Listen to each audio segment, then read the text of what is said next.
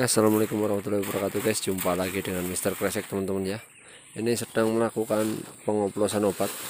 Ini pengoplosan pupuk. Ini tidak menggunakan NPK teman-teman ya. Tapi saya gunakan di sini udah ada catatan saya. Nah, ini udah urea, ada ZA, ada TSP, ada KCL. Ini kiloannya teman-teman ya, yang harus kita oploskan. Nah, di sini. Nah, ini pupuk-pupuknya. Ini untuk 20.000 tanaman kol. Nah, nanti apa aja kandungannya saya akan jelaskan. Sini harus tepat teman-teman ya. Ini harus pakai ukuran karena hanya per gram saya makainya untuk tiap lubang teman-teman ya.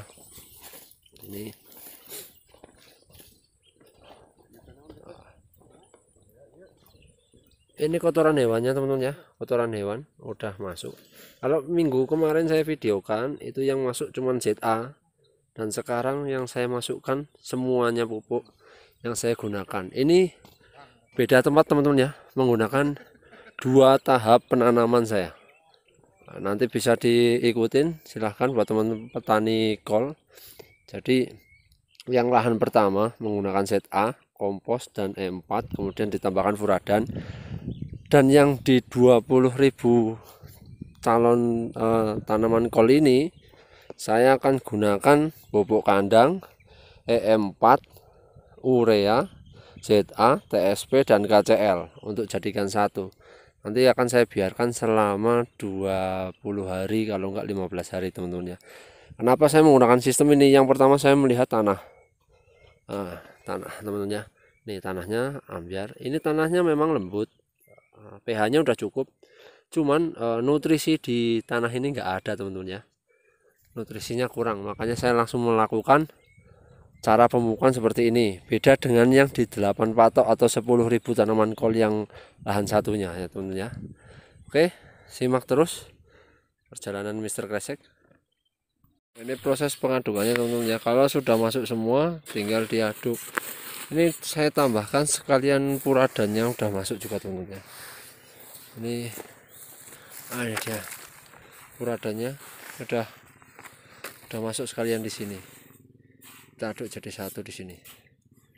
Ini saya habis puradannya itu 1 2 3 4 5 teman-teman ya.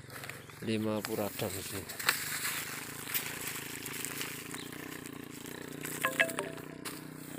Oke teman-teman ya, ini cara penaburannya. Sebelum bibit kolnya masuk, saya sudah taburkan dulu pupuknya. Ini teman-teman ya, itu dibantu dengan Mas Alip. Ini jadi satu lubangnya teman-teman ya, ini 21,5 gram per lubang. Nah, itu contohnya teman-teman ya. Ini udah pakai takaran sendok pertama, kemudian digenggam di tangan, udah hafal. Jadi pelaksanaannya begini teman-teman ya. Nah, ini segini teman-teman ya, kelihatan. Nah, ini untuk N-nya sendiri dari urea teman-teman ya, itu 46%, sedangkan dari SP36 atau P-nya teman-teman ya, ini 36, kemudian KCL-nya itu 60% teman-teman. Jadi ini lebih tinggi daripada NPK Mutiara 16 dan harganya pun lebih murah dibandingkan dengan NPK 16. Jadi untuk teman-teman mengirit biaya bisa gunakan ini, pengoplosan 3 pupuk ini. Ditambahkan lagi teman-teman ya, ZA-nya jangan lupa dimasukkan. Ini saya tanam 20.000 teman-teman ya, 20.000 kol atau kubis seringnya dibilang. Nah, segini teman-teman ya. Ini bisa juga digunakan untuk dasaran tanah apabila teman-teman mau nanam cabai. Jadi ini persis teman-teman ya, ini persis di atas kompos. Ini komposnya kemarin udah disemprot dengan E4, kemudian dibiarkan 1 kali 24 jam, kemudian kita tambahkan pupuk. Nanti ini kita tutup teman-teman ya, tutup. Setelah itu kita biarkan. Nah, ini udah ada furadannya teman-teman ya. Ini sudah ada furadannya di dalam. Nah, kita langsung lihat ke pengadukan pupuknya aja di sana. Jadi di sini mungkin sekitar 1000-an teman-teman, 10.000-an teman-teman ya. Di bawah ini mungkin 10.000 lebih lah. Ini Mas Lilik juga ada teman-teman ya. Itu di bawah juga sama. Di bawah juga sedang nabur juga.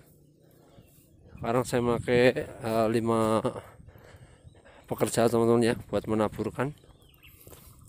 Ini untuk generasi muda yang mungkin bingung untuk melakukan budidaya.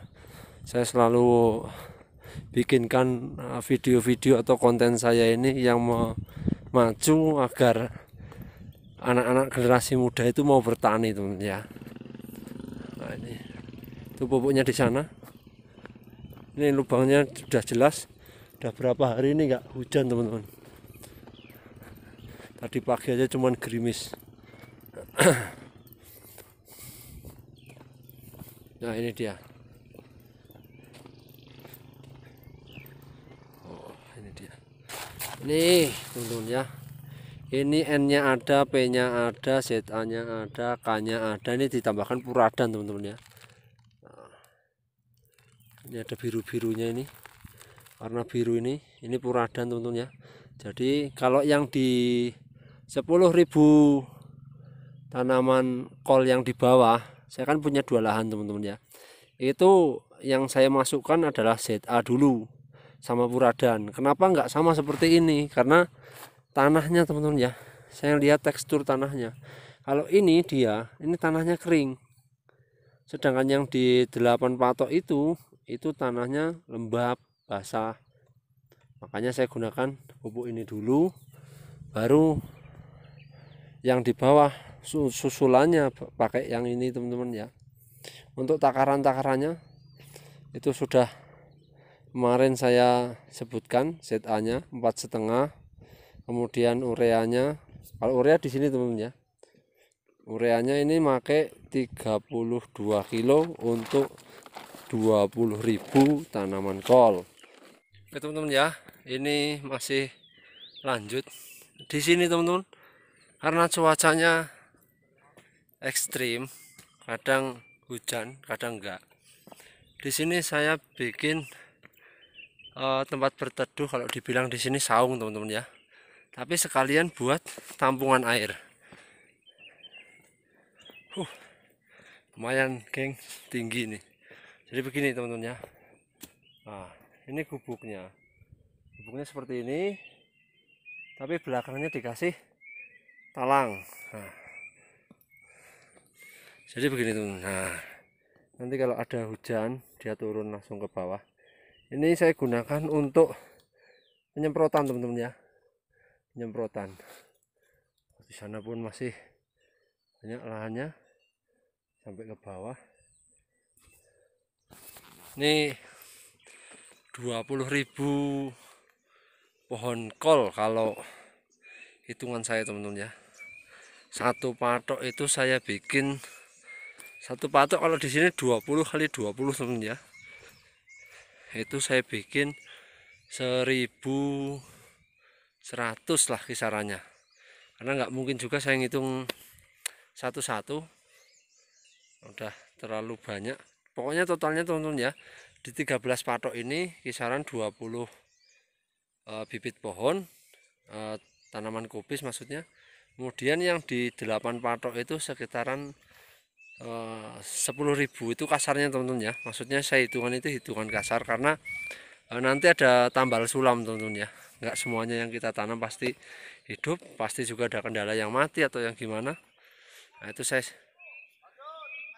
siapkan 10.000 sama 20.000. Jadi itu 10.000 dan 20.000 itu udah persiapan buat tambal sulamnya teman-teman ya. Jadi mulai sekarang buat teman-teman yang baru mulai untuk bercocok tanam, udah belajar menghitung per batang berapa habis pupuknya, yang digunakan tanaman ini N-nya berapa, P-nya berapa, itu harus diingat teman-teman ya.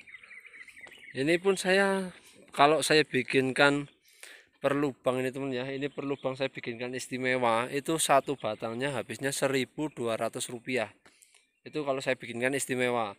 Tapi kalau saya bikinkan sederhana itu biasa aja gitu maksudnya teman-teman ya. Itu per batangnya cuma Rp700. Tapi kalau saya ini saya bikinkan sedang teman-teman ya. Per batangnya habis cuma Rp1.000 lah. 1060 perak ya, anggap aja Rp1.000 teman-teman ya. Itu kualitasnya sedang. Nah, kalau udah begini belum tentu kualitasnya nanti hasilnya bagus teman-teman ya. Karena apa? Karena yang pertama cuaca. Kalau kemarau panasnya menyengat, itu kan tanaman pasti ada perubahan dari suhu. Begitu juga dari kendala serangan penyakit. Yang penting di sini saya udah bagikan ilmu saya. Bagi teman-teman yang mau mencoba silahkan. Oke teman-teman ya, saya Mr. Kresek pamit. Assalamualaikum warahmatullahi wabarakatuh.